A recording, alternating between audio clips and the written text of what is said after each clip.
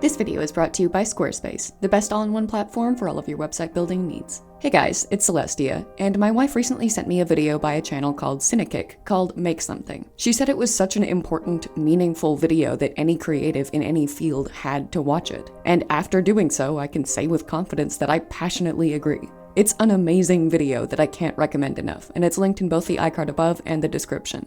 In it, Cinekick discusses the immense value and importance of human creation, and emphasizes how imperative it is to bring your ideas to life if you have them, alongside some very helpful advice on how to do so, because the most beautiful things in life that inspire us, impassion us, motivate us, enrapture us, and remind us of why we want to live at all are pieces of art that wouldn't exist if someone just like you hadn't made them. People look down on art as a craft as a whole because people don't need it to live. But as I've said before, and as Cinekick communicated beautifully in that video, we do need art to want to live and enjoy life as we do. It's obviously an immensely impactful video that's more than worth giving a watch for its own sake, but it also got me thinking even more about something that's been on my mind a lot lately. I talk a lot about the harm that generative AI is doing to the art community, which is, in fairness, because it's doing a ridiculously unacceptable amount of harm. But in one very overlooked and under-discussed way, I think it might actually be doing artists and society as a whole a favor.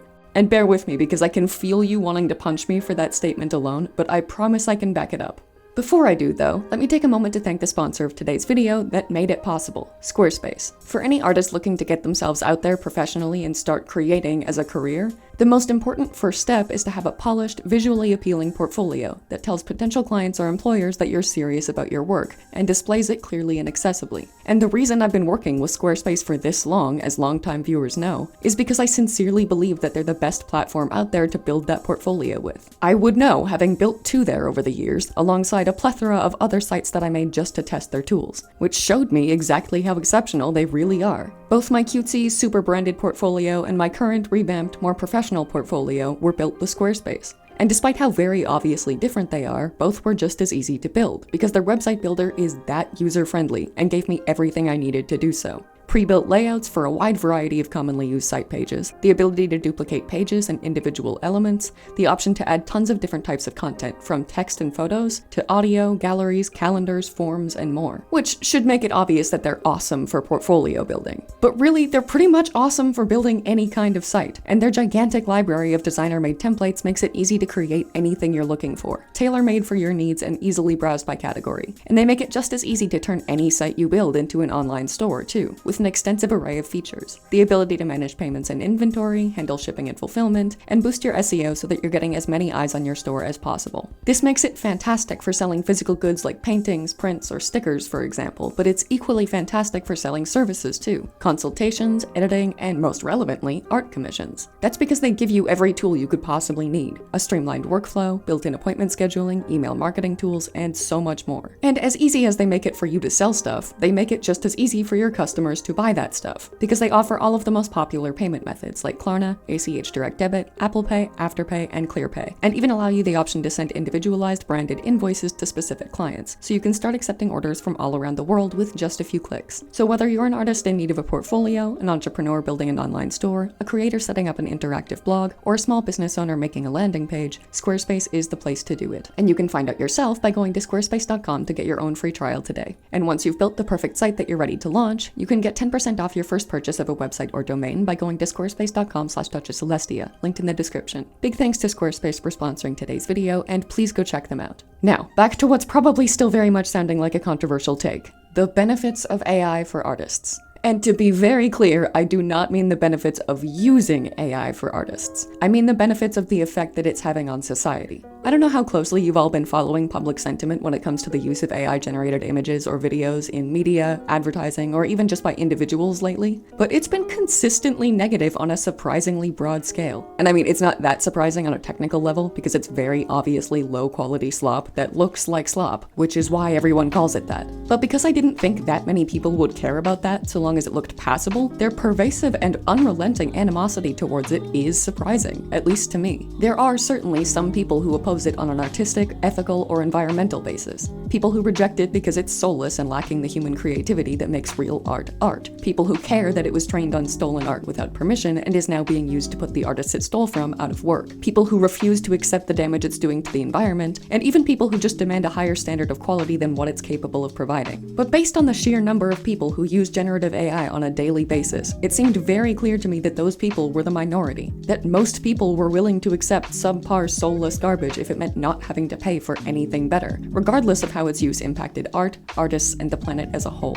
And for the average Midjourney user, that's probably still true. Beyond the loss of novelty and therefore interest from people who weren't that invested in the first place, and are now using AI image generators less and less, the hardcore quote-unquote AI artists are still largely remaining steadfast in both their devotion to AI image generation and their insultingly reductive view towards human-made art. What's been surprising me isn't their attitude, but rather the attitude of the general public in response to what they create with AI. Because if we're operating on the likely assumption that most people don't care all that much about the ethical, artistic, and environmental issues that make us hate it, then why are they still so incredibly averse to it? Well, from what I've heard, it's because what they hate about it is that it's cheap. It looks cheap, it is cheap, and when companies, organizations, or studios use it for anything that people can actually see and identify, it makes those customers and fans feel cheap, like they're not worth being advertised to with real art, photos, or graphics, or like the companies in question don't care enough about their products or pieces of media to hire real artists to develop, create, and promote them. For a good while there, I was making art news shorts covering a lot of scandals where companies like McDonald's, Coca-Cola, and more were facing massive backlash for using obviously AI-generated images and videos to promote themselves. And I ended up stopping that coverage, not because companies stopped facing backlash for similarly poor choices, but because so many did that it wasn't even news anymore. And eventually, because companies slowly but surely learned to stop doing it as a result, at least for the most part. People hate AI-generated ads, even people who have no problem with generative AI as a whole.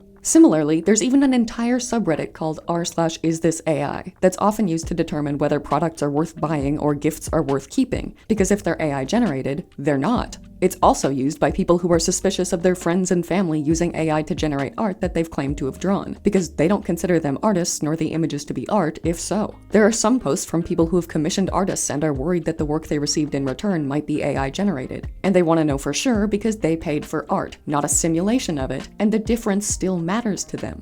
There are a lot of baseless AI art accusations, in fairness, and the fact that everyone is now facing constant scrutiny of their actually authentic, human-made creations is its own increasingly miserable problem that seems to be getting worse by the day. I've faced my fair share of it, and it's exhausting to the point of burnout these days, which is why I already made a video specifically about that issue that you can find in the iCard above. But that's not what's relevant to this video. What is that across the board, AI is being rejected, and less out of any ethical or artistic outrage, but more because it's seen as a cheap knockoff of the real thing that's just worth significantly less. And yes, based on that logic, that means that in most instances, that rejection is, on the surface, purely transactional. People feel disrespected and ripped off when they have a cheap knockoff peddled to them, when they're both expecting the real thing and also used to receiving it. But what's important is why they feel ripped off, because they understand that human-made creations are worth more because they're human-made. Even if that's only because they know it costs more for a company to hire an artist, and the only subsequently significant point of contention is that they cared too little to do so and chose to cut corners instead, the result is the same. Those companies are being told time and time again that the use of AI-generated images and videos in any capacity is lazy, insulting, insufficient, and grounds for widespread backlash. Even if the only reason they're being forced to stop using it is money, they're still being stopped from using it.